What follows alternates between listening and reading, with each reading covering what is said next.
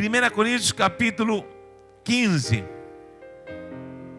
Só vou ler uma frase aqui do versículo 55.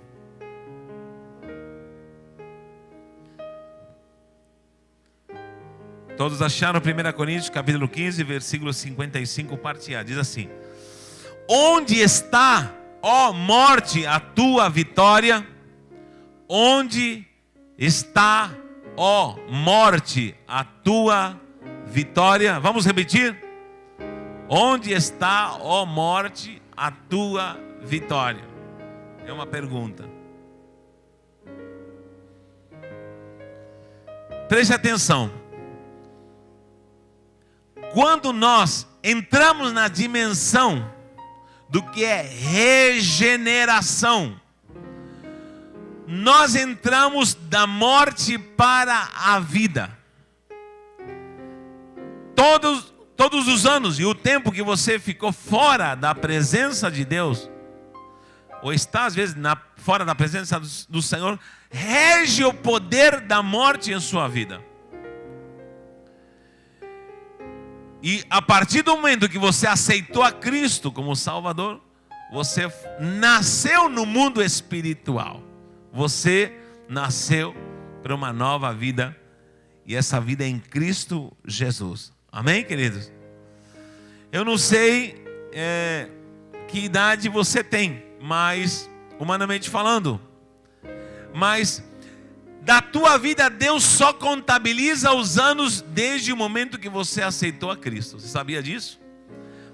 Porque diz a sua palavra que nós estamos mortos em nossos delitos e pecados.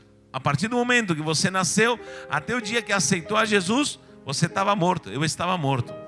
Dia 11 de outubro de 1987, dia domingo, às 20h20, eu tive minha primeira experiência com meu Salvador. Embora era criado na igreja, filho de pastor, e só conhecia a igreja, mas eu tive um nascimento novo, uma regeneração, e foi minha primeira experiência aceitando a Cristo como Salvador. Um poder entrou na minha vida, e esse dia domingo, agora vamos fazer 27 anos em outubro. Então, a partir dessa data, eu passei a viver uma vida verdadeira com Cristo. Então Deus contabiliza só esses anos. Os outros anos não existem para Deus. São anos de morte. Ou seja, vou fazer agora em outubro, dia 11 de outubro, estou fazendo 27 anos. Olha que bênção, aleluia. Eu não sei, alguém nasceu esse ano, nem um ano tem mês. Quem tem meses aí? Levanta a mão. Tem gente que tem meses de novo nascimento. Quem tem um aninho pelo menos? 2 aninhos. Aí, 2 anos. 5 aninhos mais ou menos. Olha aí, tem gente que tem 5 anos. São os anos que o Senhor contabiliza. Por quê? Porque você era regido por morte. E eu sempre falo de morte, e é necessário falar de morte, por quê? Em primeiro lugar, desde que Adão caiu e pecou, a morte, no primeiro estágio, ela atingiu a essência da humanidade. E quem viveria eternamente no Éden passou a ficar doente, envelhecer e morrer por causa do pecado, e foi expulso do jardim. Espiritualmente, o poder da morte regeu sobre a humanidade. Ou seja, todos os que nasceriam naturalmente de homem e mulher nasceriam embaixo de um jugo, de uma regência espiritual chamada morte. É por isso que Cristo teve que vir e morrer na cruz, e através da sua morte, diz Paulo aqui, nós fomos ressuscitados juntamente com Cristo. Agora, quando Cristo morre, Ele vence a morte, e surge a questão: ó morte, onde está o teu aguilhão? Ei morte, onde você está? Onde está a tua vitória? Jesus estava falando quando morria: morte, eu vou morrer na cruz, para que quando eu morra, eu te aniquile, e todos aqueles que estão mortos em delitos e pecados passem a ressuscitar para uma nova vida que é em mim. Disse Jesus: em Cristo Jesus nós temos vida, e vida com abundância. Quem dá glória a Deus por isso? Deixa eu ver quem já conhece essa vida em Cristo Jesus. Aleluia. Então eu tenho simplesmente 27 aninhos. Meu pai estava fazendo, sábado retrasado, estava fazendo 50 anos só de ministério. Quantos anos você tem, mãe, de buscando ao Senhor, ou de vida? 74 anos de vida. E vida com Cristo. 60 e alguma coisa. Então só conta isso. Só conta. Não conta mais os outros anos. Quantos anos de vida você tem? Eu tenho 27. Quantos anos você tem? Pergunte para a pessoa. Quantos anos de vida você tem?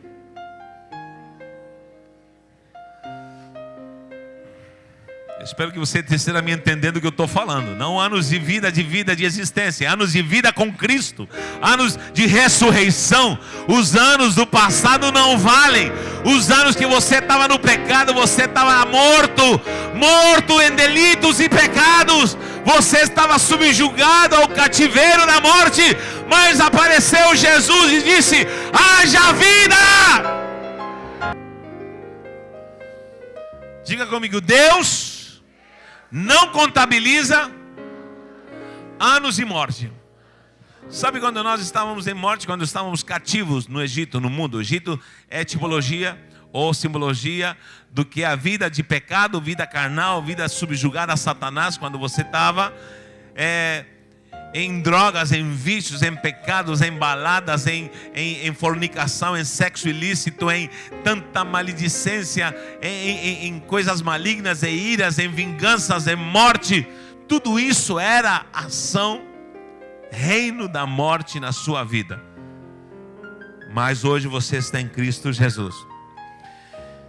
Porque eu digo que a contagem dos anos só começa quando você está fora do cativeiro. Aconteceu com o povo de Israel. Êxodo capítulo 12, versículo 2, tem algo que chama a atenção. O que chama a atenção é Êxodo capítulo 12, versículo 2. O povo de Israel está saindo do Egito. O povo de Israel está saindo do cativeiro. Israel ficou muitos anos no cativeiro. Você sabe a história, eu não vou começar a relatar como foi esse cativeiro. Mas quando chegou Moisés, esse patriarca, esse profeta ungido, e Deus o escolhe, e ele dá uma ordem a Moisés para que tire o seu povo do cativeiro, porque a terra prometida aguardava o povo que estava preso, subjugado, escravo no Egito. E estava pagando um preço muito alto por esse cativeiro. Mas o que acontece? Quando já estão prontos, Deus manda as pragas, Deus manda todo o açoite contra o Egito, porque Faraó não queria libertar o seu povo. Mas quando já vem a morte dos primogênitos, vem o anjo da morte e mata os primogênitos. E a Páscoa é realizada porque um cordeiro é imolado. Você lembra disso? O Senhor disse: ei, presta atenção. A partir dessa data que vocês estão saindo do cativeiro, começa a contagem dos anos. Êxodo capítulo 12, versículo 2. A partir da libertação de vocês do Egito, começa a contagem dos anos. Ora, não valeram os anos no cativeiro? A resposta é não. Enquanto o povo estava cativo no Egito, Deus não contabilizou os anos. E Abib, que seria mais ou menos o mês de abril, março, abril, se encaixa mais em abril, o mês de Abib passa a ser o primeiro mês do ano. Ele encabeçou, por quê? Começou a contabilização dos meses do ano, quando o povo foi liberto do Egito. Quem entendeu, dá glória a Deus. Sabe o que significa isso? O tempo dos teus cativeiros o Senhor não contabiliza. O tempo que você estava cativo nas drogas, o tempo que você estava cativo nas baladas, o tempo que você estava cativo nos vícios, na ira, no adultério, na fornicação, na prostituição, esse tempo era o reinado da morte na sua vida. Mas graças a Deus, o Senhor disse: chega de Egito. Moisés é o libertador, simboliza Jesus Cristo. O Senhor apareceu e disse: a partir de hoje começa uma nova contabilização de anos de vida na sua existência. A partir de hoje você está salvo. Quem dá glória a Deus por isso?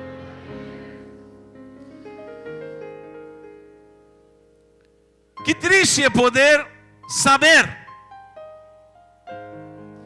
que pessoas que já foram tiradas do cativeiro voltam novamente para o cativeiro.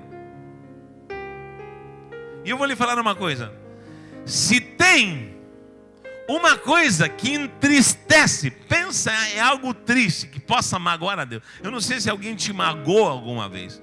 Eu não sei se alguém te entristeceu. Não, mas não aquelas coisinhas fuleirinhas. Porque tem gente que se entristece à toa. Está faltando dignidade, está faltando estrutura nesse tipo de pessoa. Estou falando quando alguém te fere de verdade, machuca, que você às vezes fica ferido, machucado.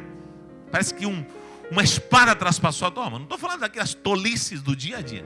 Isso é mais falta de cura da alma do que, na verdade, uma ofensa a alguém que se machucou.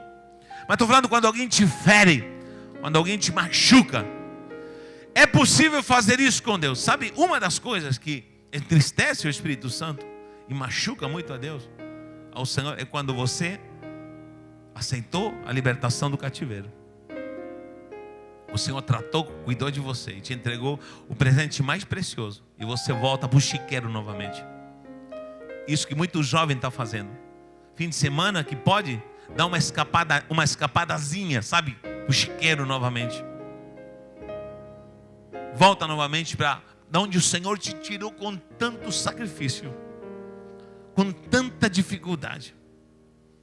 Eu estava chorando ontem no monte e falava: Senhor.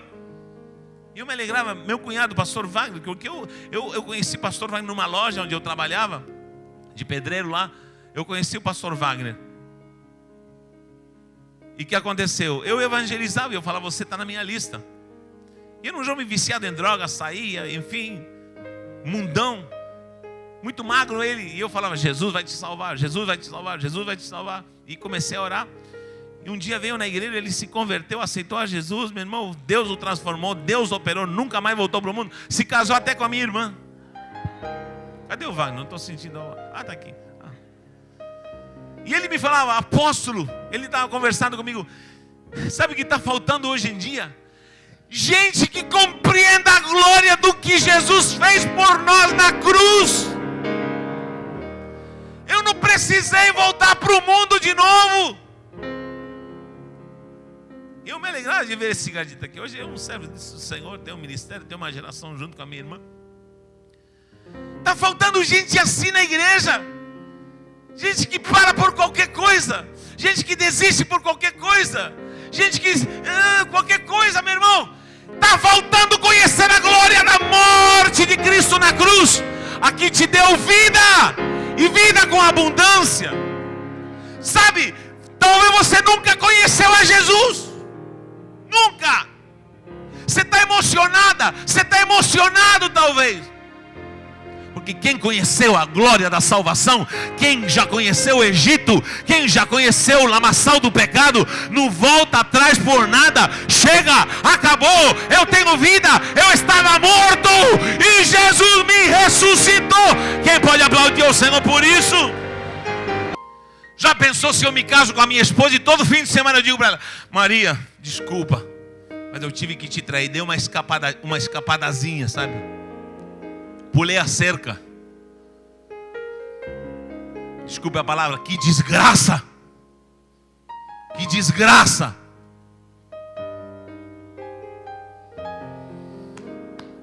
Não sei você, mas Jesus me salvou.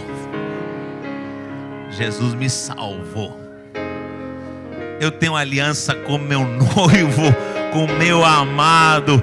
Eu estava morto em delitos e pecados. Com 15 anos já tinha pensado no suicídio. E muitas vezes decretei: eu vou me matar, eu vou me matar. Era filho de pastor dentro de uma igreja. E eu queria acabar com a minha vida. Mas graças a Deus, dia 11 de outubro de 1987, na rua Antão de Moura, 46 Fundos, pela primeira vez o Senhor se manifestou na minha vida e me salvou, me salvou, me salvou. Glória a Deus por isso. Acabou. Está faltando em muita gente uma real conversão com Jesus. Alguém que entenda o que é morte e agora o que é vida. Está faltando isso em muita gente. Estou cansado de ver líder. Cadê fulano? Não sei. Cadê ciclano? Desapareceu. Cadê fulano? Não sei. Cadê fulano? Para com isso. O Senhor te deu vida e vida com abundância. O Senhor nos tirou do cativeiro. Sabe, parece que o que está acontecendo hoje em dia. Tem pessoas que o Senhor as libertou, as tirou, lhe deu o maior presente, o maior dom que é a salvação. E o Senhor disse, a partir de hoje começa uma contagem de novo tempo. Começou um novo tempo de glória. E a pessoa volta para o mundo e o Senhor diz, aperta aí um pause. Parece que assim acontece. Aperta um pause. A pessoa voltou novamente para o chiqueiro. Dá um pause aí. Mas não começou uma nova contabilização? Começou, mas a pessoa voltou de novo.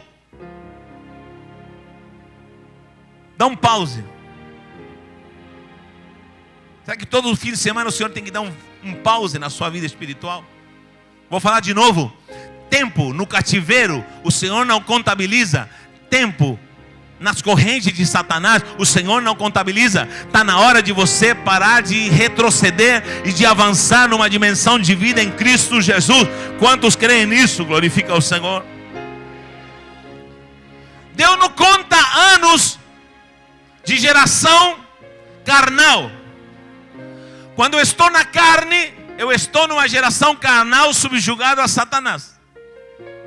Quando eu estou na carne, no pecado, eu estou subjugado à morte. Abra sua Bíblia em Gênesis 4. Olha o que diz Gênesis 4. Isso é interessante. Gênesis 4 e 5. Olha o que está escrito aqui. O que temos aqui em Gênesis 4?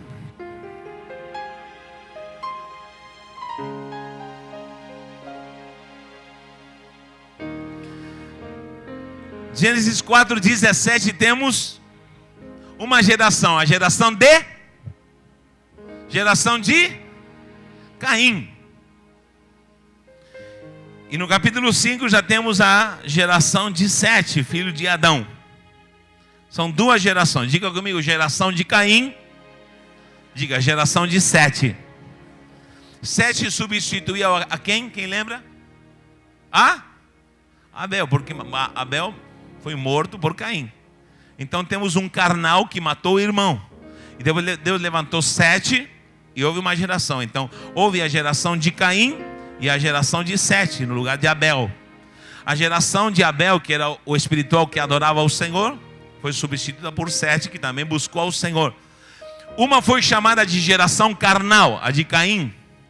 E a geração espiritual foi a geração de Sete.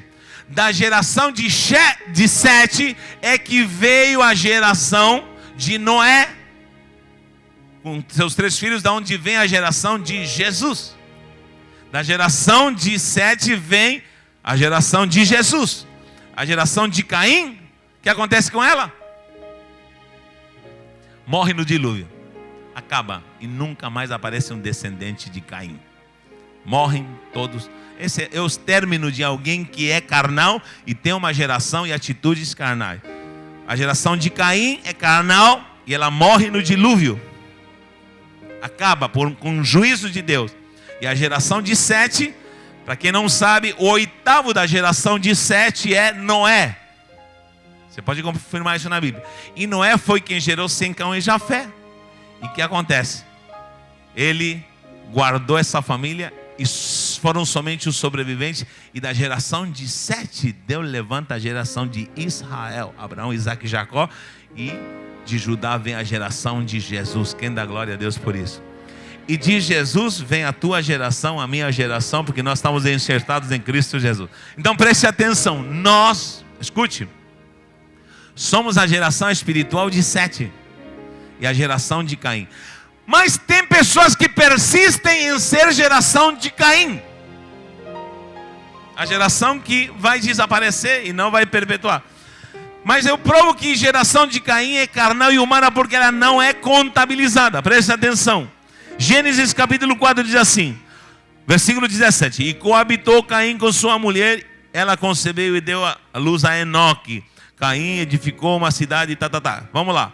Enoque nasceu Irade. Irade gerou Meujael a Metusael, Metusael a Lameque, Lameque tomou para si duas esposas, uma era Ada, a outra Zilá, e deu a luz a Jabal, e aí começa uma geração. Só nome esquisito dessa geração carnal. Prestou atenção numa geração? Ele só nomeia nomes. Agora na geração espiritual de Sete, veja aí no versículo 3 do capítulo 5. Viveu Adão 130 anos e gerou um filho, a sua semelhança, conforme a sua imagem, lhe deu o nome Sete. Depois gerou Sete, viveu Adão 800 anos e teve filhos e filhas. Os dias da vida de Adão foram 930 anos e morreu. Sete viveu 105 anos e gerou a Enos. Depois que gerou a Enos, viveu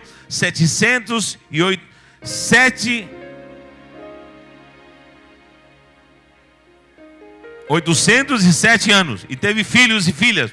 Todos os dias de Sete, está confundindo Sete com o número, né? Sete é o nome do cara, pelo amor de Deus. Foram 912 anos. Bom, não quero entrar em detalhe, mas qual a diferença dessas duas gerações? Que na geração de Caim, ele só nomeia nomes. Olha só. Melujael que gerou Sarapatel, Sarapatel que gerou Fulanutel e Fulanutel Jureu. É ou não é? Só nomeia nomes. Só que na geração de Sete nomeia nome e a idade que eles viveram. Preste atenção, pelo amor de Cristo. Alguém está me acompanhando aqui? A geração de Caim só nomeia nomes e muito esquisitos. Zilá, Lameque, Matusalém, não Matusalém não, Jarupatel e Sarapatel, e começa aquela, só nome, vai lá, só nome. Mas na geração, no capítulo 5, está nomeando os anos que eles viveram. Por que Deus destaca os anos que eles viveram? Diz, e viveu 905 anos e morreu. Cainá viveu 70 anos e gerou Malael. Só que gerou Malael e viveu Cainá 840 anos e teve filhos e filhas. Todos os dias de Cainá foram 910. Por que se dedicou a nomear nomes e ainda os anos que viveram? Sabe por quê? Porque a geração de Caim foi só nomeada e não foi contabilizada em números de anos vividos. Mas a geração de Sete foi nomeada, mas fez questão. Viveram 934 anos bem vividos, porque eu contabilizo anos bem vividos de quem me segue, de quem anda no Espírito. São anos de fato de vida e de bênção. Quem entendeu? Da glória a Deus. A geração de Caim não foi nomeada com números, só em nomes. Mas a geração de Sete foi nomeada em nomes e os anos que viveram. Sabe quantos anos só você viveu até agora? Os anos que você está na presença do Senhor. Os anos que você está servindo ao Senhor. A pergunta é, já que você aceitou a Cristo, o que acontece com o tempo que você se afasta dele? O Senhor dá um pause e não contabiliza, diz, esse ano não posso contá-lo. Às vezes são dias, às vezes são minutos, às vezes são meses. O Senhor diz, pause. Sabe quando o Senhor volta a contabilizar novamente os anos ou os dias? Quando você volta na presença dEle. E o Senhor está falando, eu quero que você tenha vida e vida com abundância. A vida verdadeira em Cristo Jesus. Diga assim, chega de morte. Chega de morte. A geração de Caim era carnal, ela morreu, era gerada por morte. Ele começou matando o seu próprio irmão e toda a sua geração teve uma colheita. Qual foi? Caim gerou morte e todos morreram. Todos os seus descendentes morreram no dilúvio e acabou. Só que Sete se levantou para substituir o Abel e veio uma geração de homens que foram contabilizados os seus anos em bênção e buscaram ao Senhor. E o que aconteceu? Todos eles foram salvos na arca e glorificar o nome do Senhor. E essa geração gerou Jesus. Eu glorifico a Deus porque você faz parte dessa geração, a geração da vida e não a geração da morte. Eu sou da vida e não sou da morte. Diga para 3 pessoas: eu sou da vida e não sou da morte.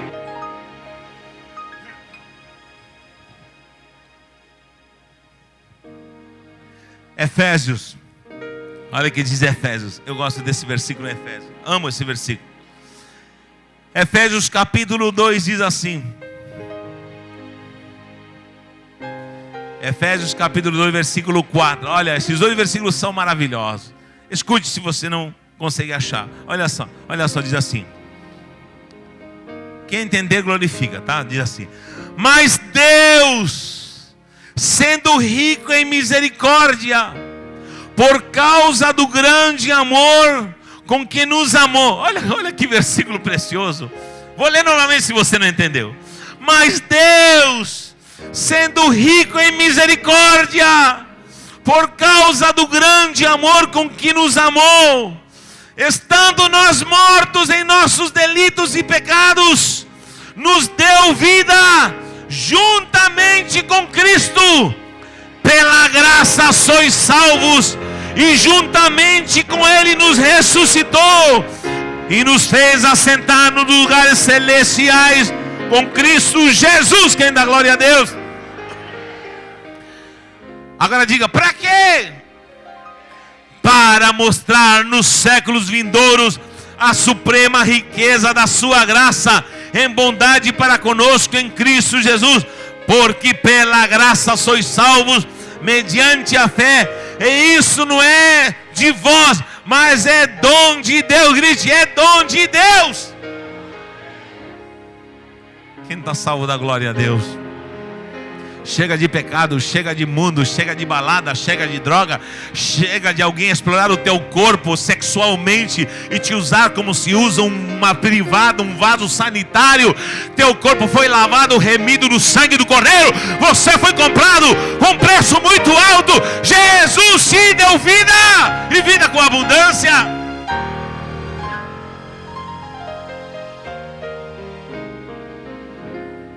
Hoje, com essa palavra, ou você se converte ou você sai fora de vez. Ou você se converte ou você sai fora de vez. Opte hoje.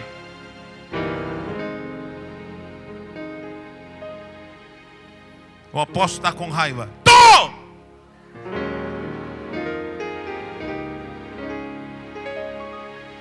Jesus me libertou, Jesus me deu vida com abundância. Como não vou me revoltar quando alguém não entende isso? Foi Jesus que te salvou. Quem dá glória a Deus? Quem pode aplaudir o Senhor?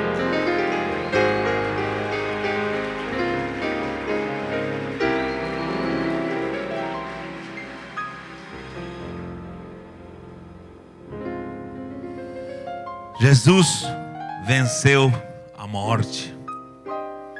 A morte não te alcança mais. A morte não reina mais na tua casa.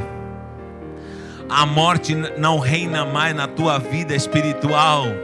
A morte já não reina mais nas tuas finanças. Meu pai conta que quando ele, antes de converter, ele falava: eu sou maldito. Tudo que eu faço estraga. Tudo que eu empreendo dá errado. Eu sou maldito, ele falava. Eu estou amaldiçoado. Tem gente assim, meu irmão, que chegou aqui na igreja, meu irmão, chegou arrebentado, chegou num jugo de maldição. Não sei como você chegou, mas tudo dava errado. O casamento estava tudo conturbado, estava angustiado, estava atribulado. Mas graças a Deus, um dia alguém te falou de uma verdade gloriosa. Essa verdade foi a que te levou a uma dimensão de glória, de vida. E você decidiu: a partir de hoje, eu quero essa vida, eu quero conhecer Jesus.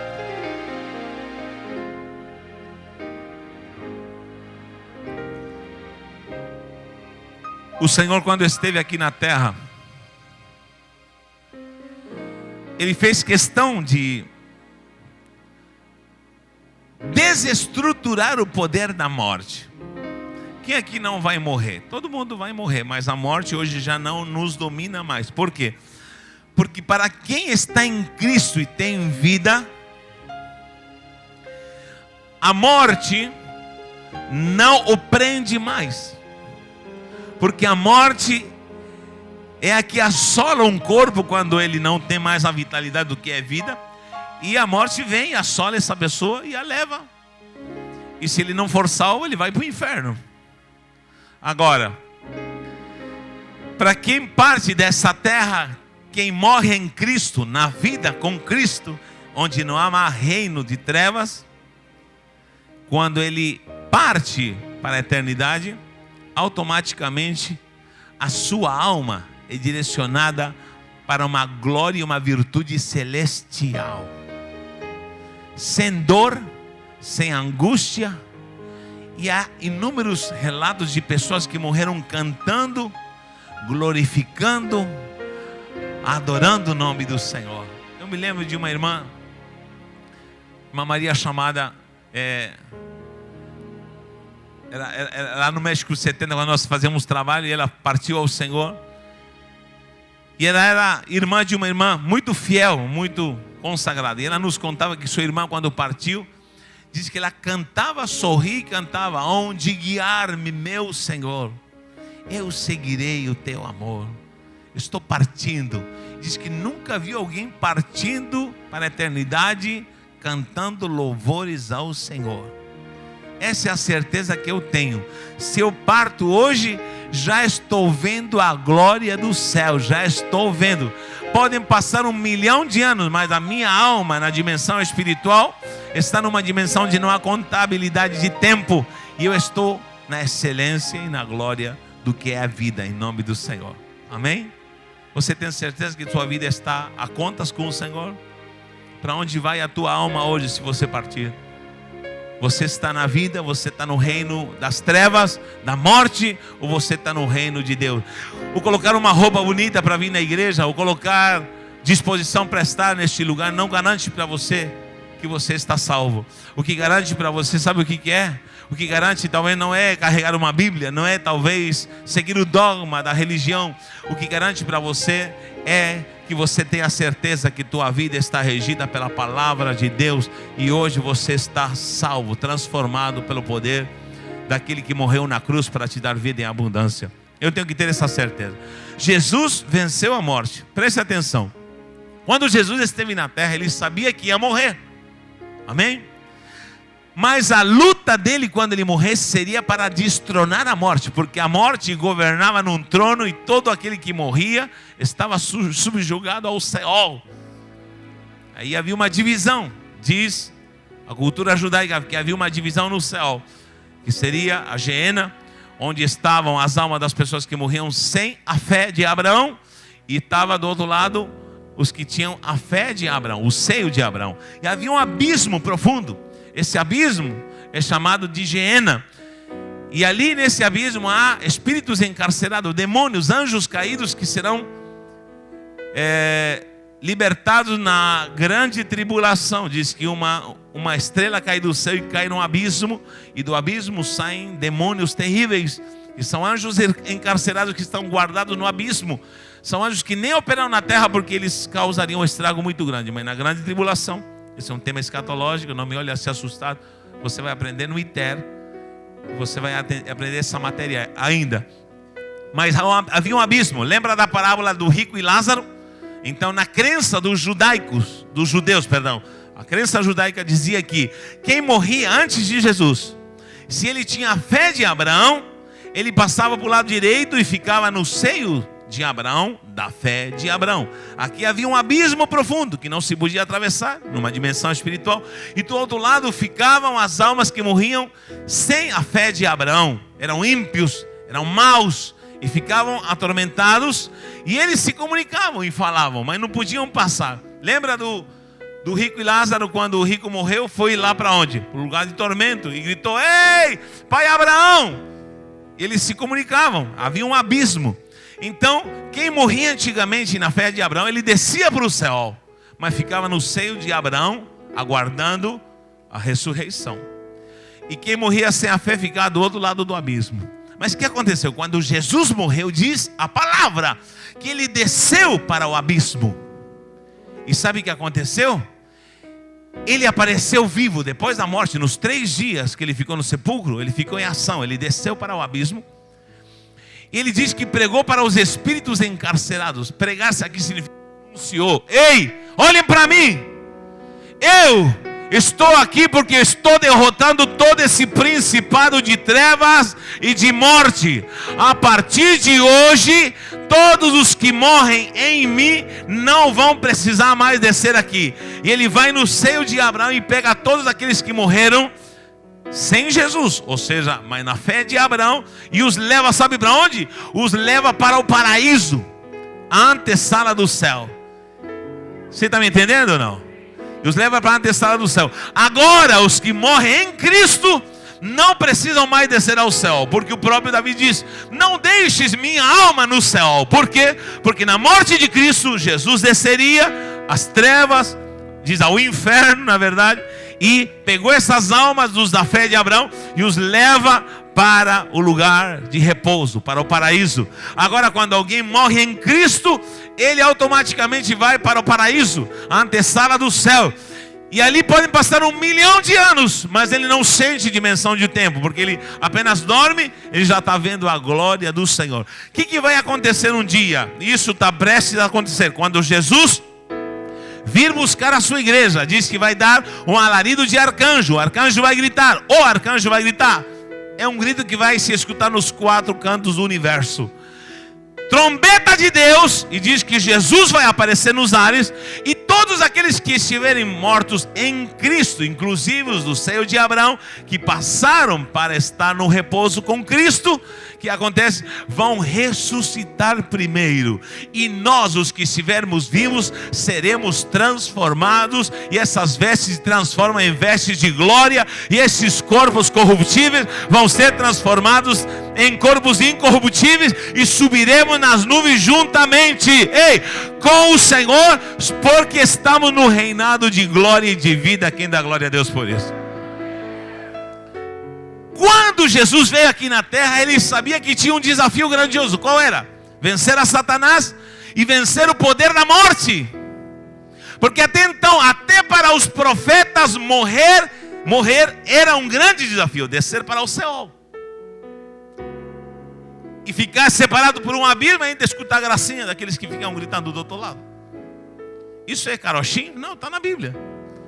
A Geena era um abismo terrível. Jesus tirou os do seio de Abraão e os levou ao repouso.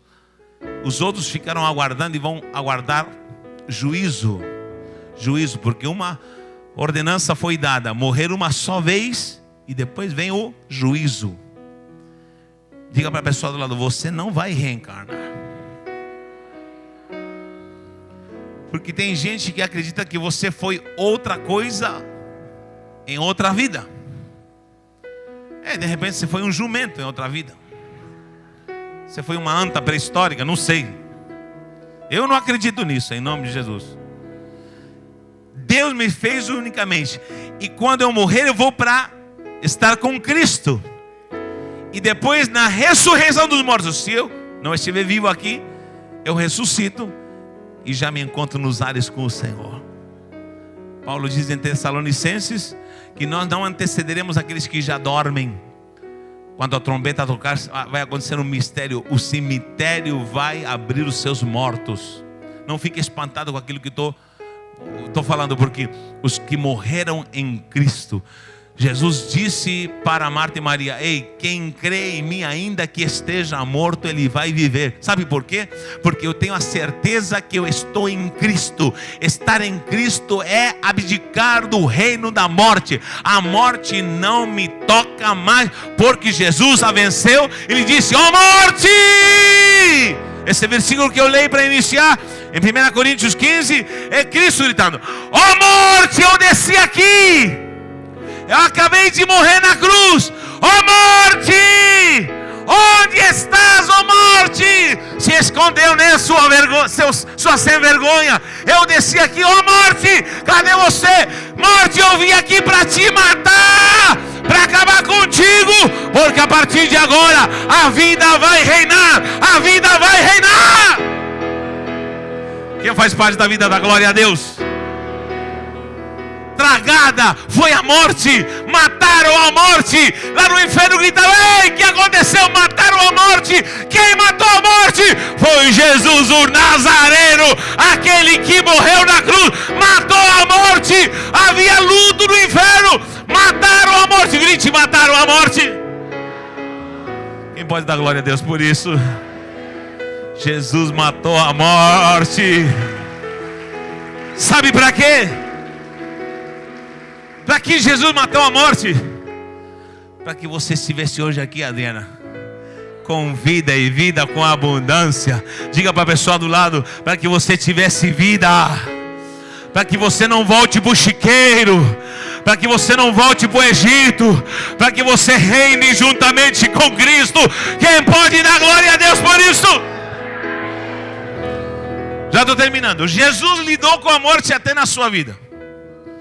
Há 3 estágios depois que alguém morre. Não estou anunciando morte, pelo amor de Deus, pelo amor de Cristo. Mas há 3 estágios na cultura judaica que são estágios de morte. Qual é? Primeiro, depois que uma pessoa morre, é o velório. Era algo sagrado para os judeus fazer um bom velório. Amém? Segundo, fazer um bom cortejo. Judeu faz, meu irmão, judeu não enterra a pessoa se ele não faz um bom velório. Segundo, faz um bom cortejo. O que é o cortejo? Isso não existe mais hoje em dia. Porque hoje em dia, morreu, já coloca numa câmera, aperta o botão, acabou, já era. Mas na minha época, cortejo era assim. Era uma carroça. Se não era com cavalo no interior, era com pessoas. Com as grinaldas roxas, igual a minha camisa.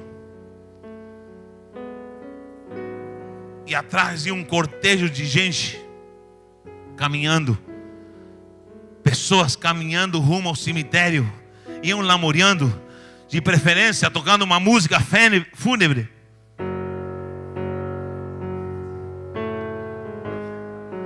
Era um bom cortejo. Era um bom cortejo. Todo mundo ia, por quê? Porque a morte tinha atingido o lar de alguém. Já tinham velado ele. E na minha época, quando se velava, se matava um boi cevado. Quando se velava alguém, se fazia churrasco. Quando se velava, se matava um porco. Quando na minha época se fazia comida, se fazia canja, se fazia, meu Deus. Hoje em dia é bolacha e olhe lá.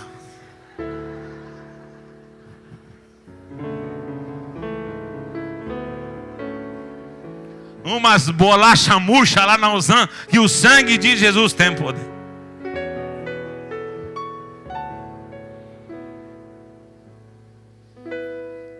Diga comigo: velório. Segundo, cortejo. Cortejo. Tinham que sair pela rua, pela praça. Eu me lembro quando a minha vovozinha morreu. A mãe da minha mãe, esperta, veio, ungida, mulher santa, santa. Pensa na mulher. Se minha mãe é santa, essa mulher é 12 vezes santa. Juanita, o nome dela. O que aconteceu com a Janinha? Ela pediu, porque a casa dela ficava no ponto X, e para chegar no cemitério era só dar uma quadra e pum, já está no cemitério. Ela falou assim: quando eu morrer, por favor, eu quero que vocês desçam a avenida lá para baixo. O cortejo desça, dê a volta, passe pela avenida principal. Vem esperta, para que todo mundo tire o chapéu e diga: quem faleceu? Foi a dona Juanita lá de cima, esposa do seu Abraão. Era um casal digno da cidade. Todo mundo tirou o chapéu. Todo mundo se agregou ao cortejo. Diz que era um cortejo enorme, honrando uma mulher de Deus que partiu. Nós cremos quando se enterra alguém, ou no cortejo, cantamos. E muitos dizem: o que estão cantando? Eu sei que é meio arrepiante falar sobre isso, mas não temos mais medo da morte. Na minha época se cantava: junto ao trono de Deus preparar. Dá um dó maior. Junto ao trono de Deus preparado,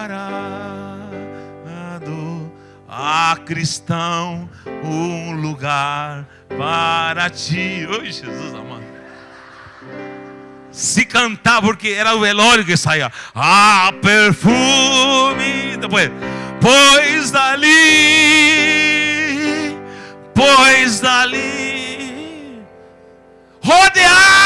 de anjos. Ei, a festa porque alguém vai para a glória.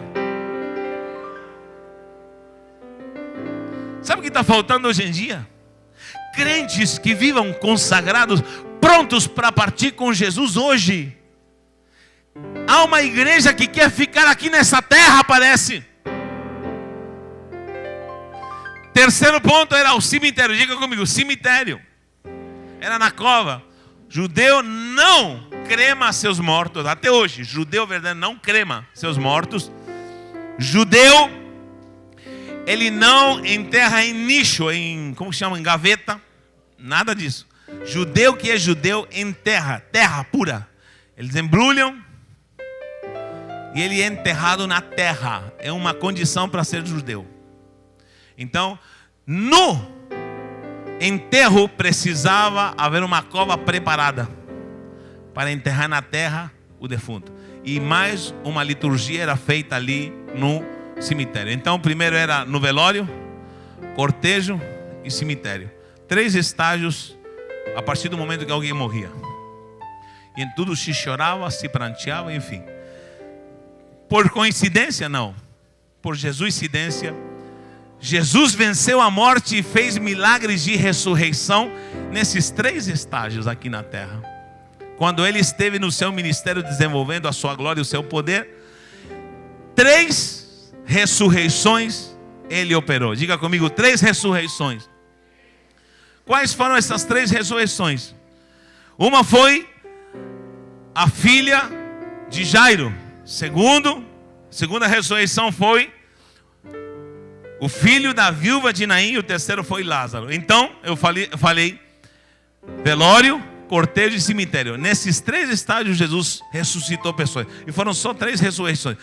Filha de Jairo diz que estava sendo velada. Jesus chegou no primeiro estágio, o velório. Diga comigo, velório. Quando Jairo já chegou com Jesus, falaram: ih, meu filho, já estamos velando. Havia gente pranteando, já estavam preparando ela para um bom velório. E Jesus chegou no velório e disse: Pedro, Tiago e João, entrem comigo. Botou para fora todo mundo que estava velando. Sai para lá todo mundo. Ela não está morta, está viva, está dormindo. Deram risada. O velório virou um circo. Chegou um maluco dizendo que a menina não está morta. Não estamos velando ela aqui, rapaz, já morreu. Estamos aqui no velório. Jesus entra com os pais no quarto, olha para a menina e fala assim: Talita cumi. Menina, a ti te digo, levanta-te. A menina abriu os olhos e todo mundo começou a glorificar o nome do Senhor. Quando saiu do quarto, Jesus saiu com a menina e todo mundo começou a glorificar e exaltar o nome do Senhor. Jesus ressuscitou uma menina num velório. Segundo estágio, cortejo. Diz que havia um cortejo. Jesus ia passando pelas ruas, ali de repente vai passando um cortejo. Sabe quando você de repente se depara com um cortejo passando? Estava ali passando o cortejo. Quem era? Uma viúva chorando com todos os seus parentes, talvez amigos. Iam enterrar um mancebo. Mancebo é mais ou menos até 12 anos. 12 anos um menino tinha morrido, filho de uma viúva, ou seja, o marido já tinha morrido e agora o seu filho único tinha morrido. Iam para onde? Era o cortejo indo para o cemitério. Mas Jesus olhou e todo mundo olhou, porque o cortejo ia para a morte e Jesus era o cortejo da vida. Isso que aconteceu contigo. Você estava indo em direção à cova. Você estava como esse mancebo para morrer e ser enterrado. Mas apareceu o cortejo da vida e Jesus Cristo disse: menino, levanta-te. E o menino no meio do cortejo, um escândalo. Um profeta não podia tocar no ataúde, não podia tocar no morto, mas Jesus quebra a regra, vai lá, ele acorda e desperta. Todo mundo se maravilhou, todo mundo celebrou. Eu acho que voltaram para casa glorificando o nome do Senhor. Nesse dia teve festa em casa, porque o menino que estava indo no cortejo para o cemitério não foi mais enterrado. Eu sempre conto a história de que eu imagino que os coveiros, porque haviam coveiros que abriam covas e eram pagos pela família. Era às 4 horas da tarde o enterro talvez. Chegou 5 horas, ninguém chegava. 6 horas, ninguém chegava. 7 horas. Ei, que está acontecendo? O morto não chegou ainda, a família não chegou ainda. Meu Deus, o que será que aconteceu? De repente chega alguém correndo, porque alguém se lembrou: ei, vai avisar os coveiros, estão aguardando para enterrar meu filho. Alguém chegou correndo lá. Os coveiros falam: que aconteceu? Nunca vi um enterro tão atrasado. Não vai ter mais enterro. Não vai ter mais enterro. Apareceu um homem chamado Jesus de Nazaré, e ele ressuscitou. O menino está vivo. Ele está lá em casa. Pode fechar a cova. Pode fechar a cova. Pode fechar a cova. O dia que você se converteu, havia uma cova aberta e houve glória lá no céu. Você aceitou a Cristo Jesus. E o diabo tem que falar para o seu súdito: pode fechar a cova, pode fechar a cova, pode fechar a cova. Ele se converteu. Perdemos essa alma, disse o diabo. Quem dá glória a Deus por isso? O dia que você aceitou a Jesus, o inferno perdeu. O diabo perdeu. A morte foi morta por Cristo. Terceiro milagre, eu disse velório, cortejo e cemitério. Qual foi o milagre do cemitério? Lázaro. Quando Jesus chegou, Lázaro já estava no cemitério, estava na cova. E onde colocasse? Mas Senhor, fazem 4 dias que ele já está na cova, está no cemitério. Fizemos velório, um bom cortejo e um bom enterro. Ele já está no cemitério. O Senhor fala assim: tire a pedra do túmulo. Tire a pedra. Mas Senhor, tire a pedra do túmulo. Maria, não te falei que se tu creres, tu verás a glória de Deus? Sabe o que o Senhor está falando para você nessa noite? Se você crê na vida, você vai ver a glória do Senhor. Se você crê na vida, você vai ver a mão do Senhor operar maravilha. Se você crê em Jesus da vida, Ele vai ressuscitar sonhos. Ele vai despertar virtudes, poder, unção, glória na tua vida. Se você crê nisso, glorifica o Senhor. Sabe o que aconteceu? Jesus fica perante o túmulo e grita: Lázaro, vem para fora.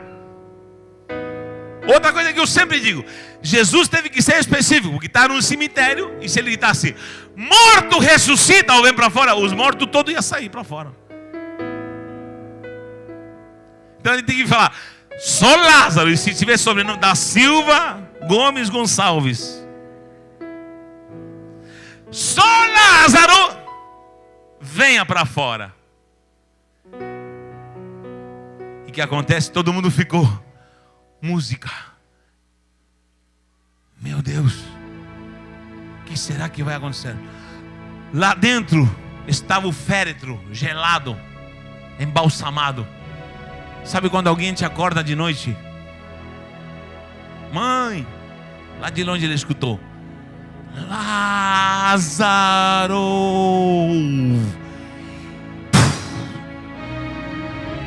Ele não conseguia se mexer. Começou a esquentar o dedão do pé, começou a esquentar a cabeça, e uma corrente começou a entrar no seu corpo.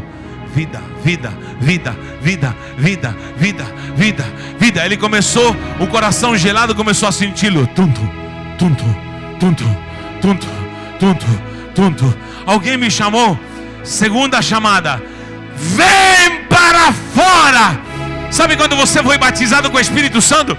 Um poder começou a tomar conta de Lázaro, e ele começou a pular para fora. Começou a pular para fora. Começou a pular e saiu para fora. Saiu para fora e todo mundo começou a glorificar a Deus. Lázaro ressuscitou. Meu Deus! A morte foi aniquilada. Velório, cortejo e cemitério. O Senhor está te levantando para que você tenha a vida e não volte mais para a morte. Um jovem que costumava todo fim de semana se afastar da presença do Senhor.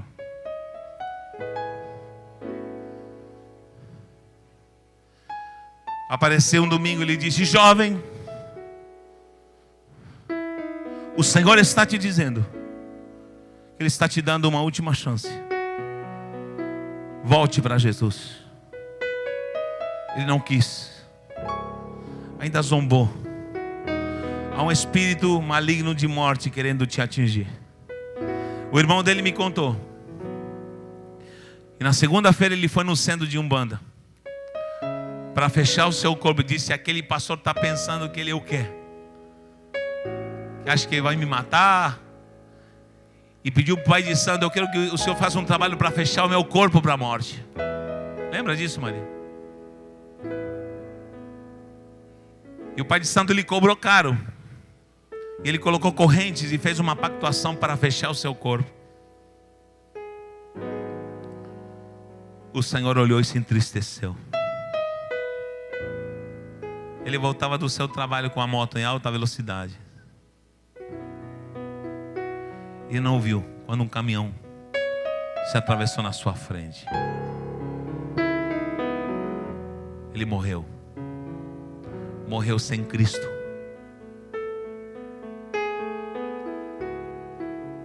Se tem uma coisa que eu detesto fazer, meu irmão, eu amo pregar, eu amo evangelizar, eu amo atender pessoas, eu amo consolidar, eu amo fazer seminário, eu amo fazer café para pastores, eu amo fazer encontro, eu amo tudo que é obra de Deus, eu amo. Mas tem uma coisa que eu abomino fazer, sabe qual é? Quando você vai num velório, você sabe que a pessoa não aceitou a Jesus, não quis Jesus,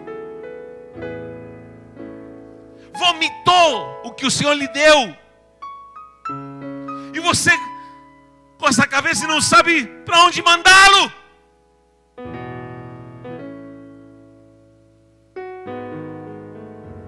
Mães desesperadas já vi chorando, já vi maridos chorando, já vi esposa chorando, porque a profundeza da incertidão da pessoa, se na hora H estava pronta para partir ou não. Diferente de alguém que está bem com Jesus, salvo.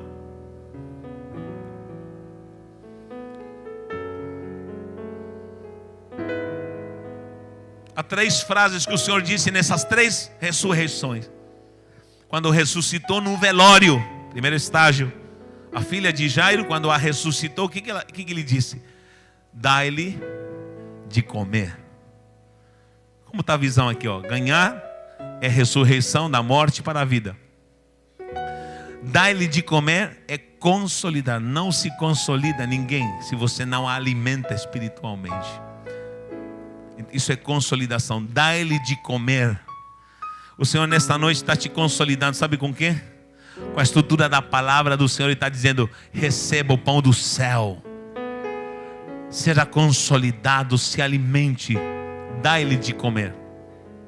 No cortejo, quando ressuscitou ao mancebo, diz: entreguem ele para a sua mãe. Não disse dali de comer, diz: entreguem para a sua mãe. Discipulado. Ganhar é morte para a vida. O velório e a ressurreição da filha de Jairo é dar-lhe de comer. Consolidação. Alimentem. Terceiro, filho da viúva de Naim, entregue para sua mãe. Discipulado. Não se faz discipulado sem maternidade, sem paternidade. Quando um filho nasce, tem que se entregar a um discipulador, a uma mãe espiritual. Tem mãe espiritual aqui? Alguém tem que cuidar dessa pessoa. A pessoa tem que receber a vida e tem que desejar como leite materno a palavra, a nutrição. Dá-lhe de comer, consolidação. Entregue ele para uma mãe ou para um pai espiritual para que cuide dele. Terceiro, ganhar, consolidar, discipulado. E para Lázaro, quando o ressuscitou, ele deu uma ordem, disse: deixai-o ir, desatai-o e deixai-o ir. Eu vou enviar, vai embora, rapaz. Ganhar, consolidar, discipular e deixai-o ir. Sabe o que o Senhor te tirou do cemitério? Do pé na cova. Ou você estava dentro da cova, talvez. Tem muita gente aqui que estava morto e não sabia. Mas o Senhor te tirou da cova, como Lázaro, para te deixar ir. Agora é: vá,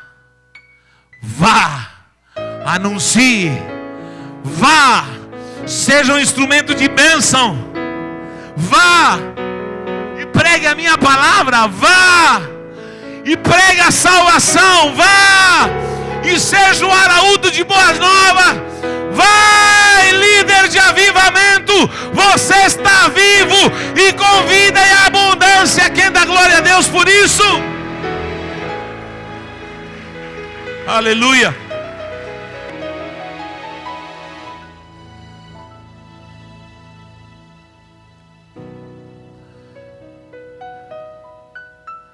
Ontem eu estava com uma cólica muito forte. Eu estou com pedra na vesícula, pedra no rim. Onde mais tem pedra? E tem sido muito difícil subir um monte. Ontem voltei com muita cólica, deitei, não conseguia dormir de dor. Hoje de madrugada voltamos. E eu chorava no monte, chorei muito no monte. E eu falava: Senhor, me dá líderes de excelência. Não quero mais líderes de desculpas, sabe? Só arrumam desculpas. E novamente peguei os gaditas do monte lá em cima. Falei: vocês são homens. Sejam homens. Preciso de homens, não de mariquinhas. Preciso de homens de verdade.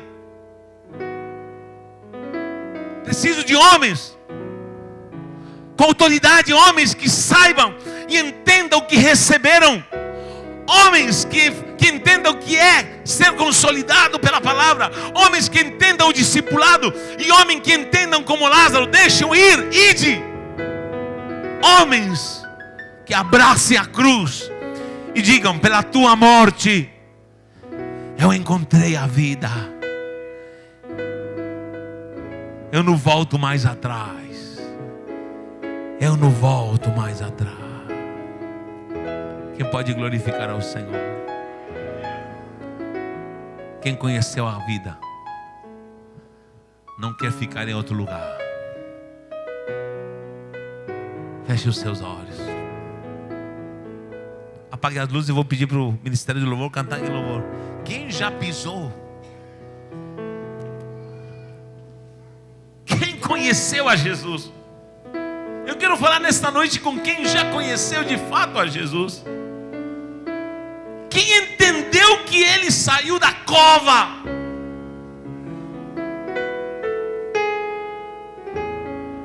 Você tinha uma corrente no pescoço que te levava para as drogas, hein? Uma corrente que te levava para a prostituição, hein, jovem?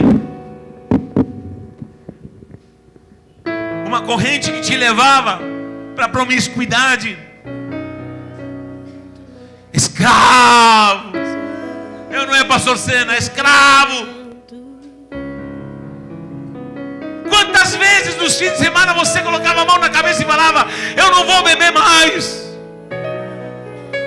Porque para mim uma pessoa que desgraça a vida da sua esposa, desgraça a vida dos seus filhos por causa de vício, por causa de droga, por causa de tanta coisa maldita, ele não entendeu o que é vida, ele não sabe viver. Não sabe viver. Preso ao pecado. Chega de gente emocionada.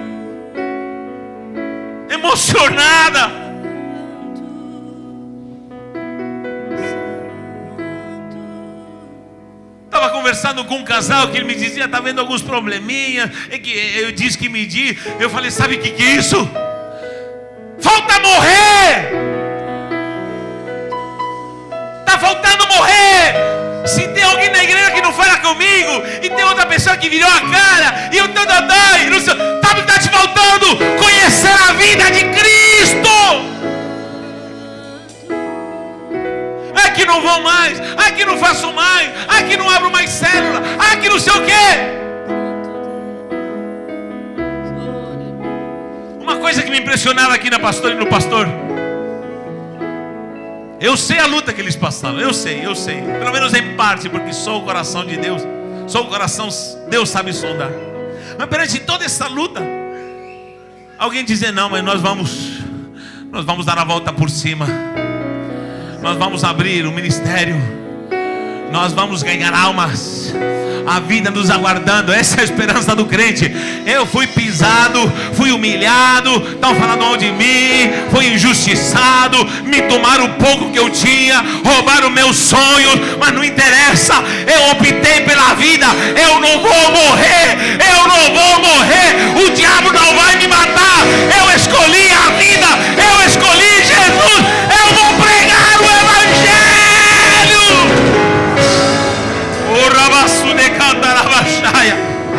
Oh, Yeshua Hamashia. Está faltando gente que diga Jesus. Não é por minutos de prazer que eu vou te largar. O Senhor morreu por mim. Aleluia. O que está te afetando, crente? O que está te magoando, crente? É ladainha de sempre. Teve alguém que morreu, desceu ao inferno e disse à morte: cadê você, morte? Você nunca mais vai reinar. Eu vou dar vida. Eu vou dar vida. E vida com abundância.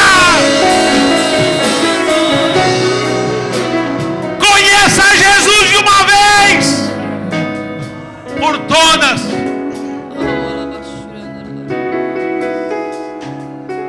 O que te falta é Cristo. O que te falta é morrer para a vida do amor, da morte, e viver por uma nova vida em Cristo. Isso que te falta. E tomar vergonha nessa cara e falar: Jesus, eu quero vida. Eu quero vida. Comece a orar. Fale com Deus.